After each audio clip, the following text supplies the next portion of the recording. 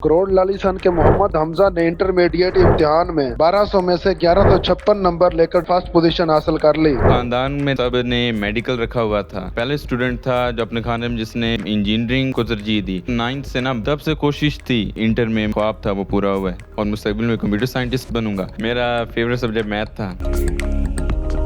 ان سے جانتے ہیں کہ ان کے پیچھے کیا موٹیویشن کہانی ہے، کیا راز ہے کہ ڈیرہ غازی خان میں فرسٹ پوزیشن حاصل کرنا۔ مستقبل میں بھی اللہ تعالیٰ سے دعا کرتا ہوں کہ مجھے میری تمام محنت اور کاوشوں کا نتیجہ ملے اور میں اس پہ بہت زیادہ خوش ہوں۔ اللہ تعالیٰ کا شکر ادا کرتا ہوں کہ انہوں نے مجھے اس قابل بنایا ہے۔ حمزہ، یقیناً آپ کی محنت ہے اور بہت بڑی کامیابی ہے پوزیشن حاصل کرنا۔ ڈیرہ غازی خان بورڈ میں تو ایک خواب ہی رہ جاتا ہے پوزیشن حاصل کرنا، تو آپ کی محنت تو ہے ہی ہے، لیکن یہ کریڈٹ کس کو دینا چاہیں گے؟ جی، محنت تو اسٹوڈنٹس کی اپنی ہوتی ہے، لیکن جو سپورٹ ہوتی ہے وہ بہت معنی رکھتی ہے۔ تو والدین کی سپورٹ ہوتی ہے، اساتذہ کی سپورٹ ہوتی ہے، اور اس کے ساتھ کہ وہ ان تمام لوگوں کی سپورٹ ہوتی ہے جن کا آپ کی پڑھائی میں تھوڑا تھوڑا کردار ہوتا ہے۔ تو شروع سے اگر میں کہوں تو میں نے اب جو اپنی ابتدائی تعلیم تھی اپنے تحصیل کروڑ کے اسکول اس کے حاصل کی تھی، تو وہاں استاذہ نے میری بنیاد بنانے میں بہت اہم کردار ادا کیا۔ ایسے مجھے جتنے بھی استاذہ سے میری پڑھائی کا آغاز ہوا ہے، جن کے پاس میں گیا ہوں، جن کو میں نے اپروچ کیا ہے، تو وہ تمام محنتی تھے۔ انہوں نے ہمیشہ سے میری بنیاد پر فوکس کیا ہے اور ہمیشہ سے انہوں نے میرے گریڈز، میری ہینڈ رائٹنگ، میرے جو بھی میری پڑھائی کے ریلیٹڈ کام تھا اس کو بہت سنجیدگی سے لیا ہے، اور انہوں نے میرے والدین کو بھی یقین دہانی کرائی تھی کہ آپ کا بیٹا آگے چل کے کوئی نہ کوئی کامیابی ضرور، بڑی کامیابی حاصل کرے گا۔ اور اس طرح میں تو 9th سے بورڈ میں، جب سے ڈی جی خان بورڈ میں 9th سے آغاز ہوا تھا، جب میں نے ڈی جی خان بورڈ میں میرا پہلا ایڈمیشن گیا تھا 9th کا، تب سے کوشش تھی، اور اب جا کے انٹر میں پوزیشن کی جو ایک خواب تھا وہ پورا ہوا ہے۔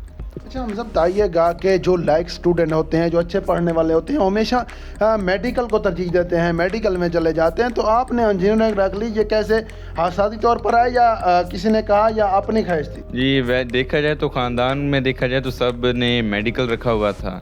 یہ میں پہلے اسٹوڈنٹ تھا جو اپنے خاندان میں جس نے انجینئرنگ کو ترجیح دی، اور یہ میرا اپنا شوق تھا کہ میں میڈیکل کی جگہ انجینئرنگ پڑھوں۔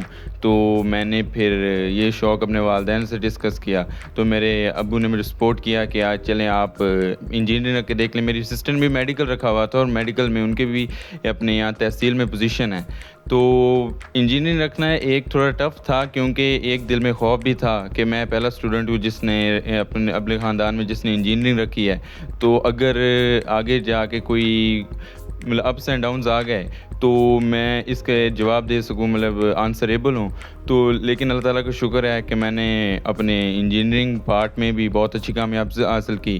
فرسٹ پارٹ میں میری انجینئرنگ میں پہلی پوزیشن تھی، سیکنڈ میں بوائز میں پہلی پوزیشن ہے، اور اوور آل میری second position Dera Ghazi Khan board میں۔ دیکھا جائے تو جو اسٹڈی ہے وہ زندگی میں بہت اہم کردار ادا کرتی ہے۔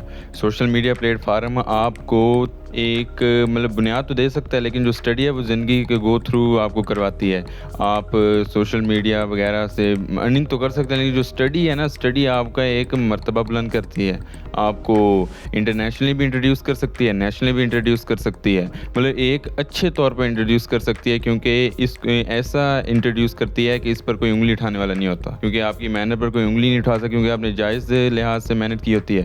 تو جو اسٹڈی ہے وہ بہت اہم کردار ادا کرتی ہے۔ ہم سب بتائیے گا کہ نیکسٹ کیا پلانز ہیں، کیا منصوبے ہیں، کیا کرنا چاہتے ہیں؟ جی، میں نے ECAT-2 دیا تھا اور اس میں میرا میرٹ بن گیا ہے، تو اب میں UIT لاہور میں کمپیوٹر سائنس کا اسٹوڈنٹ ہوں اور مستقبل میں کمپیوٹر سائنٹسٹ بنوں گا، اور اس کے بعد انشاءاللہ تعالیٰ اپنے ملک کا اور اپنی قوم کا نام بلند کروں گا اور ان کی خدمت کروں گا۔ گورنمنٹ اداروں میں نہیں پڑھنا چاہتے اکثر اسٹوڈنٹ، پرائیویٹ اداروں میں چلے جاتے ہیں کیونکہ ایک ہائپ کریٹ ہوئی ہے کہ وہاں پر جو ہے پوزیشن ملتی ہے، یہاں پر گورنمنٹ اداروں کی پوزیشن نہیں ملتی۔ آپ نے گورنمنٹ ادارے میں پوزیشن لی ہے، تو ایسے لوگوں کے لیے کیا پیغام ہے کہ جو گورنمنٹ اداروں میں آنا ہی نہیں چاہتے؟